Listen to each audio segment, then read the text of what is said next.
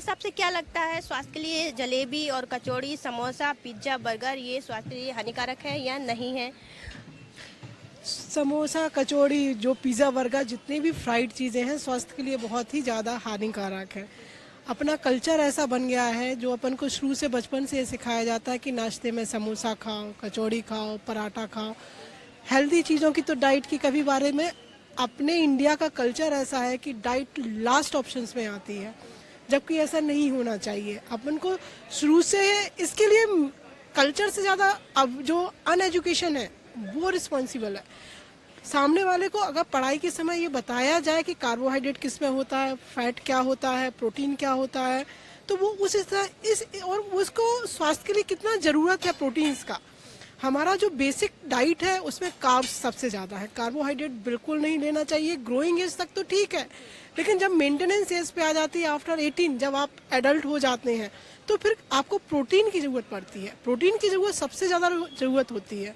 अगर आप physical activity ज़्यादा करते हैं, दौड़ते हैं, घूमते हैं, तो बहुत अच्छी बात है। लेकिन अगर आप स्टूडेंटरी हैबिट है, घर में कुर्सी में बैठ के लैपटॉप पे काम करते हैं, तो आपको मिनिमम कार्बोहाइड्रेट की ज़रूरत होती है, जो आप दालों के द्वारा ही पूरा कर सकते हो।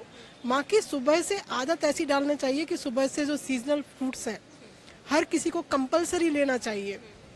फिर जो स्प्राउटर्स हैं वो लेना चाहिए, दाल को प्रोटीन वगैरह उसको देख के। फिर लंच में एक रोटी के साथ सलाद। हमारे यहाँ सलाद का कोई कल्चर ही नहीं है, कोई नहीं कहता है। सबसे पहले एक प्लेट सलाद खाएं, फिर एक या दो रोटी खाएं, प्रोटीन के हिसाब से दाल लें और सब्जियां लें। लेकिन ये कल्चर में ही नहीं है हमारा।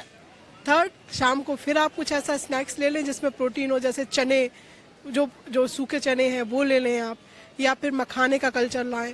तो बहुत ज़्यादा चेंज लाने की ज़रूरत है। मैं खुद एक डॉक्टर हूँ, मेरे पास 80% पेशेंट्स आते हैं वो एपिक एसिड बर्निंग के द्वारा आते हैं, और हम जानते हैं कि उसका रीज़न उनको विदाउट ट्रीटमेंट, विदाउट दवाई से, केवल अगर डाइट मेंटेन कर लें वो, तो उनको ठीक किया जा सकता है। मेरा खुद का वज़न 72 था, मैंने डाइट कंट्रोल करके आज 61 पे पहुंची हूँ, क्योंकि मुझे ये पता था कि अगर मुझे अपने बुढ़ापे में विदाउट दर्द और तकलीफ के रहना है तो मुझे अपना वज़न कम करना पड़ेगा। क्योंकि इतना सारा जो 20 किलो का वज़न मैं अपने घुटने पे लेके घूम रही हूँ, तो मुझे घुटना दर्द होगा। कुछ युवा, कुछ लोगों ने एक एक्सक्यूज़ दिया कि हम अकेले हैं घर में, तो हम कैसे खाना बनाएं, सुबह सुबह निकलते हैं तो ये खाना जरूरी हो जाता है। तो ऐसे लोगों के लिए वो किसके लिए कमा रहे हैं? अगर वो स्वस्थ, क्योंकि सेहत से बड़ा कोई पैसा नहीं है। सेहत से सबसे पहले सेहत। अगर आप कम पैसे कमा रहे हैं लेकिन आप स्वस्थ हैं, आप सुखी हैं।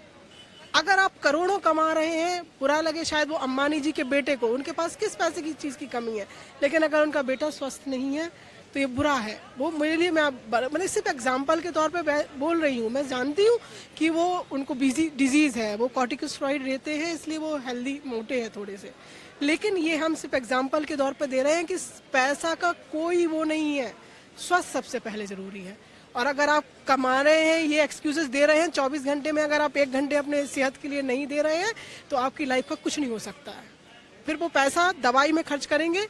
इससे बेहतर है कि दवाई में खर्च करने से अच्छा है अपनी डाइट पे खर्च करें। जिम जाएं, सुबह मॉर्निंग वॉक करें, सुबह से खाली पेट पानी पिएं, 6 बजे के बाद खाना ना खाएं। और ये मैं अपने सब लोगों को बोलती हूँ, करना चाहिए, बहुत ज़्यादा ज़रूरी है। अगर आप ऐसा करते हैं तो आप बहुत हेल्दी रहेंगे और सुखी रहेंगे।